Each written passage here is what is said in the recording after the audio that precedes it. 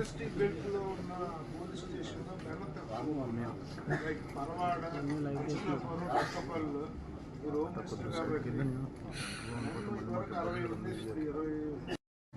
ఉంది 20 తిరుగుతా ఉంది పోలీసు ప్రయత్నిస్తా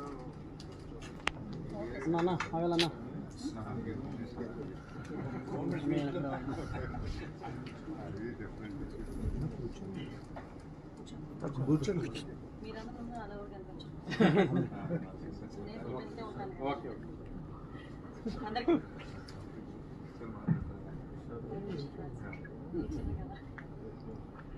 అందరికీ నమస్కారం. బాధాకరమైన పరిస్థితుల్లో ఈరోజు ఈ మీటింగ్ పెట్టుకోవడం అనేది నిజంగా ఒక దురదృష్టం. బట్ ఈ మీటింగ్ చాలా అర్జెన్సీ ఉంది కాబట్టి with in the span of 1 day కూడా లేదు, మీకు కొన్ని అవర్స్ పరిధిలోనే మీ అందరికీ కూడా ఇన్ఫార్మ్ చేయడం డిస్ట్రిక్ట్ కలెక్టర్ గారు అదేవిధంగా జేసీ గారు అందరూ ఇక్కడికి మీ రెస్పాన్సిబిలిటీ ప్రకారంగా మీరందరూ కూడా ఇక్కడికి రావడం జరిగింది. ఇక్కడికి వచ్చిన ప్రతి ఇండస్ట్రీ వాళ్ళందరికీ కూడా అదేవిధంగా అఫీషియల్స్ అందరికీ కూడా ఇంత తక్కువ స్పాన్ లో పిలిచిన ఎంతమంది అటెండ్ అయినందుకు ప్రత్యేకంగా మీ అందరికీ కూడా ధన్యవాదాలు తెలియజేసుకుంటున్నాం. ఈరోజు ఈ కార్యక్రమానికి నాతో పాటు ముఖ్య అతిథులుగా విచ్చేసిన పెద్దలు మన పార్లమెంట్ సభ్యులు సీఎం రమేష్ గారికి, అదేవిధంగా అనకాపల్లి శాసనసభ్యులు పెద్దలు గౌరవనీయులు కొంతల రామకృష్ణ గారికి, పెద్దలు గౌరవనీయులు మన మాడుగుల శాసనసభ్యులు పండ దక్షిణామూర్తి గారికి, అదేవిధంగా ఎలమంచిలి శాసనసభ్యులు సుందర విజయ్ కుమార్ గారికి, అదేవిధంగా పెద్దుర్తి శాసనసభ్యులు పంచకల్ రమేష్ బాబు గారికి, ముఖ్యంగా ఇంచుమించుగా చెప్పాలంటే ఒక వారం రోజుల నుంచి వాళ్ళ పరిస్థితి ఎలా ఉందంటే డిస్ట్రిక్ట్ అఫీషియల్స్ ఎస్పీ గారిది జేసీ గారిది 1 వీక్ నుంచి కూడా కంటిన్యూగా ఏదో ఒక క్రైసిస్ మేనేజ్మెంట్ లోనే ఉండే పరిస్థితి ఉంది. వాళ్ళకి మన గవర్నమెంట్ తరఫున కూడా ప్రత్యేకంగా ముగ్గురికి నేను స్పెషల్ థ్యాంక్స్ కూడా చెప్పాలి. చాలా బాగా వర్క్ చేశారు మన సిచ్యువేషన్స్ లో కూడా స్పెషల్ థ్యాంక్స్ చెప్తున్నాం. వాళ్ళని ఈ మీటింగ్ కూడా ఇమీడియట్ గా కండక్ట్ చేసినందుకు వాళ్ళకి కూడా ప్రత్యేకంగా ధన్యవాదాలు తెలియజేసుకుంటున్నాం. స్లీప్లెస్ నైట్స్ ఫర్ 5 days అనమాట, ఇంచుమించు అలాగే ఉంది పరిస్థితి. సో వాళ్ళందరికీ కూడా మరొకసారి మీ అందరికీ ధన్యవాదాలు తెలియజేసుకుంటున్నా. విషయం ఏంటంటే సుమారుగా నేను అడిగినప్పుడు మొన్న మనం కూడా ఇబ్బంది పడాల్సిన విషయం ఏంటంటే మొన్న ఏపీఎస్సీ జడమ్స్ వాళ్ళ ఏపీఎస్సీ స్టాఫ్ కూడా చంద్రబాబు నాయుడు గారు మన హానరబుల్ అంటే నేను కొన్ని సందర్భాల్లో మనం మాట్లాడుకునేటప్పుడు వాస్తవాలు మాట్లాడుకొని వాస్తవాలు చర్చించుకుంటేనే దానికి సమస్యకి పరిష్కారం వస్తుందనే ఉద్దేశంతో చెప్తున్నాను. సుమారుగా ఈ రోజు మన దగ్గరకు వచ్చేసరికి 219 ఇండస్ట్రీస్ అండ్ అందులోని దగ్గర 29 or 28 ఆరెంజ్ జోన్ లోనే వచ్చింది. అంటే రెడ్ జోన్ లో ఉన్నవి 294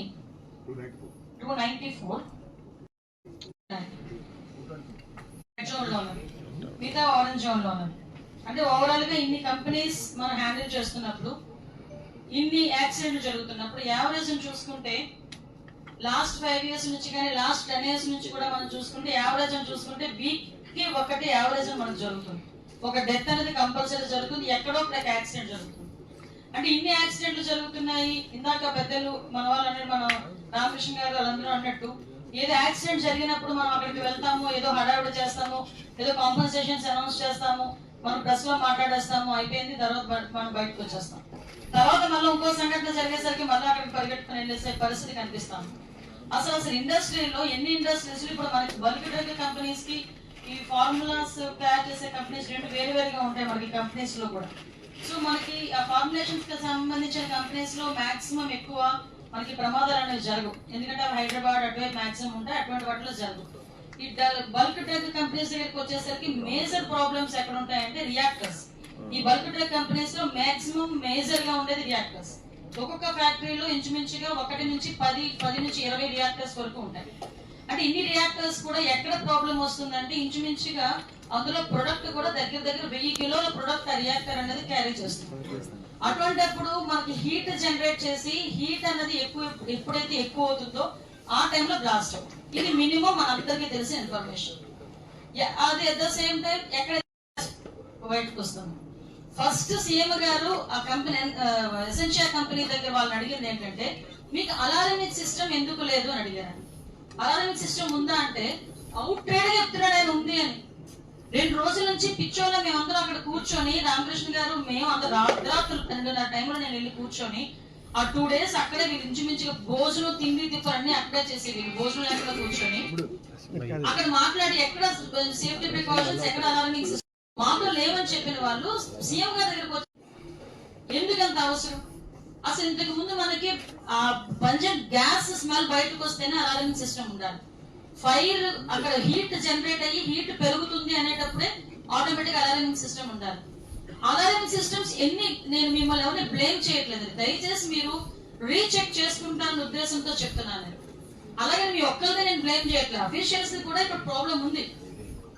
అఫీషియల్స్ కూడా ప్రాబ్లం ఉంది. ప్రాపర్ వేలో వీళ్ళు కనుక ఇన్స్పెక్షన్ చేస్తున్నా మీరందరూ కూడా ఏదైతే థర్డ్ పార్టీ పెట్టి లాస్ట్ 5 years లో థర్డ్ పార్టీ పెట్టి మీరందరికీ ఇక్కడ సేఫ్టీ ఆడిటింగ్ చేసామన్నారు. ఓకే, ఎవరు చేసిన సేఫ్టీ ఆడిటింగ్ చేసిన తర్వాత మీకు ఇచ్చిన పేపర్స్ ని, లేకపోతే అది పేపర్ గానే ఉంటుంది, జరుగుతూనే ఉంటుంది.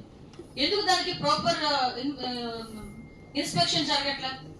సో ఇటువంటి సిచ్యువేషన్స్ లో కనీసం ఫైర్ కి ఒక అలార్మింగ్ సిస్టమ్ గానీ, అట్ ద సేమ్ టైం మనకి ఇచ్చే గ్యాస్ లీక్ అయినప్పుడు ఒక అలార్మింగ్ సిస్టమ్ గానీ, అసలు ఇన్ కేస్ మళ్ళా ఒక ప్రాబ్లం జరిగింది. ఆ అబ్బాయి ఏమన్నాడు, చాలా క్లియర్ గా చెప్పాడు. ఆ నారాయణ అన్నవాడు, ఆ సినర్జిన్ కంపెనీలో సంబంధించి కెమిస్ట్, అతను ఏం చెప్పాడు, నేను 5 సంవత్సరాల నుంచి సేమ్ పని చేస్తున్నానండి అన్నాడు. ఓకే, మరి ఎందుకయ్యా ప్రాబ్లం వచ్చిందంటే లాస్ట్ లో ఏదో యజమానాన్ని మిగిలించేద్దాం అన్నట్టు ఇలా వదిలిపెట్టాడు, తక్కువ ఫ్లేమ్ వచ్చింది. నేనేమన్నానంటే ఎస్, అది ఏదైనా తేడా జరిగితే ఫ్లేమ్ అవుతుంది. ఎంతమంది దగ్గర ఇప్పటికీ సేఫ్టీ కిట్స్ ఉన్నాయండి? ఒక్కసారి నాకు చేసి చెప్పక్కర్లేదు, మీరు అనలైజ్ చేసుకోండి. అదే పొజిషన్ లో, అదే వర్కింగ్ పొజిషన్ లో మన వాళ్ళు ఎవరైనా ఉంటే పొజిషన్ మనం అలాగే పంపిస్తామా? కనీసం ఆ సేఫ్టీ కిట్లు కూడా మన దగ్గర పెట్టుకునే పొజిషన్ లో లేకపోతే పరిస్థితి ఏంటి? ఈ రోజు సిచ్యువేషన్స్ ఎలా ఉన్నాయంటే ఒక ఇంచుమించుగా నేను మా ఫైర్ డిపార్ట్మెంట్ మా నిరంజన్ రెడ్డిని అడిగాను. కనీసం ఈ విషయం ఏంటంటే మా డిపార్ట్మెంట్ వాళ్ళందరినీ అడిగాను, వాళ్ళకి ఆ కిట్ ఎంత అవుతుందయ్యా అంటే, ఒక్కొక్కరికి కిట్ బేస్ బట్టి ఉంటుంది. ఒక్కొక్కరికి 10,000 ఉంటుంది, ఒక్కొక్కరికి 20,000 ఉంటుంది. హై లెవెల్ అయితే 20,000 ఉంటుంది మేడం, మినిమం 10,000 to 20,000. మీరు ఇన్ని కోట్లు పెట్టుబడి పెడుతున్నారు, అందరికీ ఇమ్మని చెప్పట్లే. ఎక్కడైతే ఫ్లేమబుల్ ఆబ్జెక్ట్ దగ్గర మీరు పంపిస్తున్నారో వర్కర్స్ ని, వాళ్ళకైనా అది కనుక మీరు వేసి పంపిస్తే ఎంతమంది ప్రాణాలు కాపాడతాం ఒక్కసారి ఆలోచించండి. ఆ తర్వాత ఇచ్చి 50 లక్షలు, 1 కోటి రూపాయల కాంపన్సేషన్ కన్నా దానికన్నా తీసుకుని వచ్చి ఇది ఇచ్చుకోవడం బెటర్ కదా. నేను మొన్న అడిగితే మా వాళ్ళు అదే చెప్పారు, 600 degrees హీట్ దగ్గర కూడా అది ప్రొటెక్ట్ చేస్తుంది మేడం. అక్కడికి వెళ్ళి 600 degrees హీట్ దగ్గర కూడా. అంటే ఇలాంటి situations at the same time కొన్ని మనకి నిజంగా నేనైతే ఆశ్చర్యపోయాం మేము అందరం కూడా. ఎసెన్షియా కంపెనీ చుట్టూ సాల్వెంట్స్, ఆ సాల్వెంట్స్ కూడా పెద్ద పెద్ద డ్రమ్స్ లో పెట్టున్నాయి. ఆ డ్రమ్ ఏదో ఒకటి చిన్నది తిరగబడినా మళ్ళీ మేము అక్కడే కూర్చుని అక్కడి నుంచి షిఫ్ట్ చేస్తున్నారు. మా పరిస్థితి ఎలా ఉందంటే మొన్న నైట్ లిటరల్లీ చెప్తున్నామండి, వెళ్ళి మధ్యలోని ఏదో అగ్నిగుండంలో మధ్యలో కూర్చున్నాం అక్కడ రాత్రి అంతా కూడా అరౌండ్ 5 o'clock వరకు. మొత్తం అవన్నీ మళ్ళీ సీఎం గారు వస్తున్నారు, ఈ సెక్యూరిటీ మళ్ళీ ఇదంతా ఉంటే ఎక్కడైనా ఏదైనా డిస్టర్బ్ అవుతుందేమో అంటే మినిమం ప్రికాషన్స్. ఇందాకే మా ఆఫీషియల్స్ చెప్తున్నారు, మీరు ఒక ఆఫీస్ రూమ్ అని పెట్టి ఆఫీస్ రూమ్ లో కూడా బయటికి ఆఫీస్ రూమ్ ఉంటుంది, లోపల ప్రొడక్షన్ స్టార్ట్ అవుతుంది. సో ఇలాంటి ల్యాబ్సెస్ చాలా ఉన్నాయి. నేనేమంటానంటే ఇప్పుడుతో అయిపోయింది, కానీ ఇప్పటి నుంచి జరిగే సిచ్యువేషన్స్ లో ఇలాంటి రియాక్టర్ కాస్ట్ ఒక్కొక్కటి నాకు తెలిసి 1 కోటి రూపాయలు ఉంటుందా, 10 లక్షల నుంచి 1 కోటి రూపాయల మధ్యలో ఉంటుంది రియాక్టర్ కాస్ట్. రియాక్టర్ కాస్ట్ 1 కోటి రూపాయలు. మన వాళ్ళు ఏం చేస్తారంటే రియాక్టర్ ఇప్పుడు పనిచేస్తుంది కదా, ఇప్పుడు ఎందుకు లేదు 1 కోటి రూపాయలు పెట్టడం, ఇప్పటికి పనిచేస్తుంది కదా, ఒక్కసారికి పేలిందంటే 17 కోట్లు 18. నేనేమంటే ఆ మెయింటెనెన్స్. నెక్స్ట్ ఇంకొకటి ఏంటంటే ఎసెన్షియా కంపెనీ వాళ్ళకి సేఫ్టీ ఆడిటింగ్ చేస్తే చాలా క్లియర్ గా పైప్ లైన్ ప్రాబ్లం ఉంది, process pipe line transfer lines చెప్పి డెవలప్డ్ అని చెప్పి క్లిక్కొని యాస్టేజ్ గా డిపార్ట్మెంట్ వాళ్ళు కూడా అది మార్చారో లేదో చూసుకుంటే ఆ లీకేజ్ జరిగేదా? అంటే ల్యాబ్సెస్ అన్నవి అన్ని చోట్ల కనిపిస్తున్నాయి. అక్కడ ఇండస్ట్రీస్ లోని కనిపిస్తున్నాయి, డిపార్ట్మెంట్ లోని కూడా కనిపిస్తున్నాయి. లాస్ట్ టైం ఏంటంటే సెల్ఫ్ డిక్లరేషన్ తో కొంతమంది సర్టిఫికెట్స్ కూడా ఇచ్చారు, పర్మిషన్స్ కూడా ఇచ్చారు. లాస్ట్ 5 గవర్నమెంట్స్ లో 5 సంవత్సరాల్లో మాక్సిమం ఏం చేశారంటే దాన్ని ఏమంటారంటే సెల్ఫ్ సర్టిఫికేషన్. మరి మన యూనియన్ వాళ్ళకి తెలియాలి, సెల్ఫ్ సర్టిఫికేషన్ అని చెప్పి లాస్ట్ వైఎస్ఆర్సీపీ గవర్నమెంట్ లో వాళ్ళు ఏం చేశారంటే ఇంతకు ముందు ఏదైనా ఎన్ఓసి ఇచ్చేటప్పుడు అఫీషియల్స్ ఇవన్నీ చూసుకుని ఎన్ఓసి ఇచ్చారు. కానీ కొంతమందికి ఇవన్నీ మేము పెడుతున్నాం కాబట్టి మాకు పర్మిషన్స్ ఇవ్వండి అని సెల్ఫ్ సర్టిఫికేషన్ తోనే ఇచ్చారు. అటువంటి వాటికి ప్రాపర్ ఇన్వెస్టిగేషన్ జరిగిందా, ఇన్స్పెక్షన్ జరిగిందా, అసలు ఎన్ని రోజులు ఎన్ని మంది వెళ్తారు? నిజంగానండి నేను ఒకసారి కనుక్కొని వచ్చాను. బ్రాండ్ లోని ప్రాబ్లం జరిగినప్పుడు వాళ్ళకి సేఫ్టీ మెజర్స్ కింద ఒక కాపీ పంపించారు. అవి అయినాయా లేదా అని మనం క్రాస్ చెక్ చేసుకోకపోతే ఎందుకు ఎవరైనా చేస్తారు? మన డ్యూటీ అది కదా. అది కాకుండా ఇక్కడికి వచ్చి లెక్చర్లు ఇవ్వడం అవసరమే వచ్చింది. ఒకటి మాత్రం చాలా క్లియర్ అండి, 2 సంఘటనలు చాలా దురదృష్టం.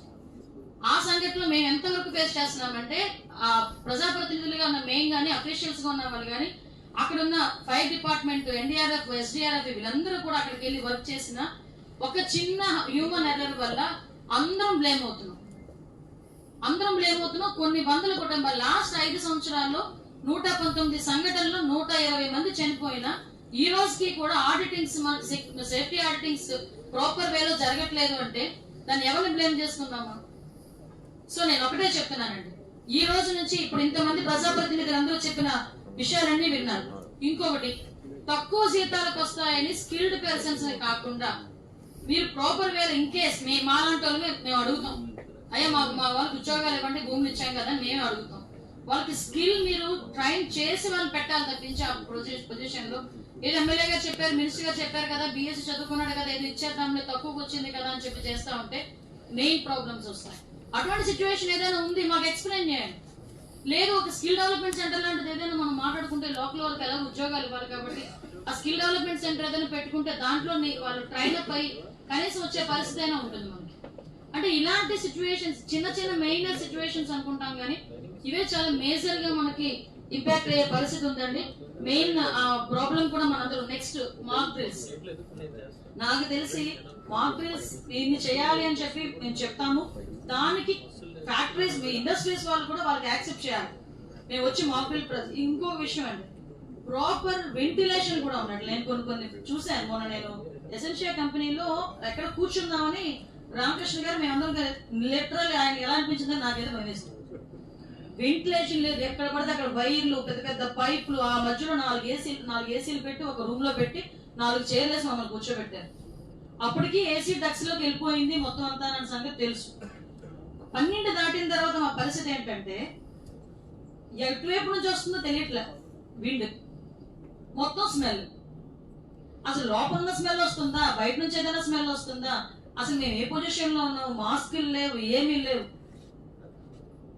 అంటే మేము 1 రోజు 2 రోజులు ఉండే పొజిషనే మాది అలా అయితే ఆ చుట్టుపక్కల నేను అదే చెప్తున్నా. కాబట్టి దయచేసి ఒకటే చెప్తున్నారండి, ఇవన్నీ కూడా మనం తవ్వుకుంటే చాలా తవ్వుకోవాల్సి వస్తుంది. బోత్ సైడ్స్ ప్రాబ్లమ్స్ ఉన్నాయి. సో నేను చాలా క్లియర్ గా చెప్తున్నా. ఇప్పుడే మన కల్పి గారు ఉన్నారు, మన ఎంపీ గారు ఉన్నారు, ప్రజాప్రతినిధులు అందరూ ఉన్నారు. మేమందరికీ కూడా ఇప్పుడు ఏదైతే మన పంచకల్ రమేష్ బాబు గారు చెప్పారో ఆ మెన్ ని కూడా ఇండస్ట్రీస్ ఏరియాలో పోలీస్ డిపార్ట్మెంట్ మెన్ ని కూడా కంపల్సరీ మంచి వాళ్ళని ఎక్కువ మందిని పెట్టి ఏర్పాటు చేస్తాం. ఆ ట్రాఫిక్ కూడా ఇబ్బంది లేకుండా. At the same time immediate గా రెస్పాండ్ అయిన మా అందరి తరఫున మీ అందరికి కూడా థ్యాంక్స్ చెప్తున్నా. ఎన్డీఆర్ఎఫ్, ఎస్డీఆర్ఎఫ్ టీమ్స్ కూడా చాలా ప్రాపర్ గా వర్క్ చేసి అంత పెద్ద యాక్సిడెంట్, అది ఎంత పెద్ద యాక్సిడెంట్ ఇక్కడ ఉన్న వాళ్ళందరికీ తెలుసు. పెద్ద పెద్ద గోడలే కూలిపోయి, బ్రిక్ తో కట్టిన గోడలే కూలిపోయింది, మనుషులు ఎగిరి పడ్డారు. అటువంటి దాని నుంచి 3 hours లో మొత్తం కంట్రోల్ చేశారు, ఫైర్ మొత్తం కంట్రోల్ చేశారు. అక్కడ నుంచి లాస్ట్ ఈవినింగ్ 6-7 అయ్యేసరికి మామూలు రెస్క్యూ ఆపరేషన్ లోకి వెళ్ళిపోయారు వీళ్ళందరూ కూడా. మా ఫైర్ డిపార్ట్మెంట్ వాళ్ళు, ఎన్డీఆర్ఎఫ్, ఎస్డీఆర్ఎఫ్ టీం వెళ్ళిపోయింది. అంటే ఎంత ప్రాపర్ వేలో వాళ్ళు రియాక్ట్ అయ్యారో మనందరం కూడా చూడొచ్చు. సో అందువల్ల డెత్ రేట్ కూడా మాక్సిమం ఇంకా అంత పెరుగుతుందేమో భయపడ్డాం, బట్ పెరగలేదు. సో మేము ఒకటే కోరుతున్నామండి, రాబోయే కాలంలో ఈ రోజు ఇంకొకటి ప్రాపర్ వేలో అఫీషియల్ ఎవరైతే మేనేజ్మెంట్ ఉందో మేనేజ్మెంట్ స్పందించండి. ఇది యాక్సిడెంట్, నాట్ ఇన్సిడెంట్. యాక్సిడెంట్ అయినప్పుడు మనం భయపడిపోయి ఎక్కడో కూర్చొని ఆ ప్రెషర్ అంతా ఆ ఎంప్లాయీస్ మీద పెట్టి ఆ ఎంప్లాయీస్ ఏం చేయాలో తెలియక వాళ్ళు మాతోని ఏదేదో మాట్లాడితే పరిస్థితి ఎలా ఉంటది? మొన్న జరిగింది అది. ఒక పక్కన అతనితో పాటు పనిచేసిన 18 మంది చనిపోయి అతని బాధలో ఉంటే మేము వెళ్ళి నించొని మీ ఓడేడి అంటే ఎవరిస్తారు చెప్పండి పాపం వాళ్ళ పరిస్థితి. నిజంగా అతను చూస్తే అతనికి ఏదైనా స్ట్రోక్ అలాంటిది ఏదైనా వస్తే పరిస్థితి ఏంటి అనిపించింది. నిజంగా లిటరల్లీ భయం వేసింది. సో మీరు అన్ని కోట్లు పెట్టి ఇన్వెస్ట్మెంట్ పెట్టి చేసేటప్పుడు రెస్పాన్సిబిలిటీ ఫేస్ చేద్దాం. ఏ ప్రాబ్లం వచ్చినా యాక్సిడెంటే కదా, కావాలని చేసే తప్పిదాలు కాదు కదా ఇది. సో ఆ ప్రాపర్ వేలో యాజమాన్యాలు కూడా రెస్పాండ్ అవ్వాలని మనస్ఫూర్తిగా కోరుకుంటున్నానండి. మళ్ళీ ఇంకొకటి మాత్రం చాలా క్లియర్, ఏదైనా ప్రాబ్లం ఉంటే ఇందాక మన పెద్దలు చెప్పినట్టుగా ఇండస్ట్రీకి సంబంధించిన ఒక ఇండస్ట్రీస్ ని కూడా ఏర్పాటు ఇందులో పెట్టి మీ సూచనలు సలహాలు కూడా తీసుకొని ఆ కమిటీలో ఉండాలి, మీరు కూడా ఉండాలి ఎవరో ఒకరు.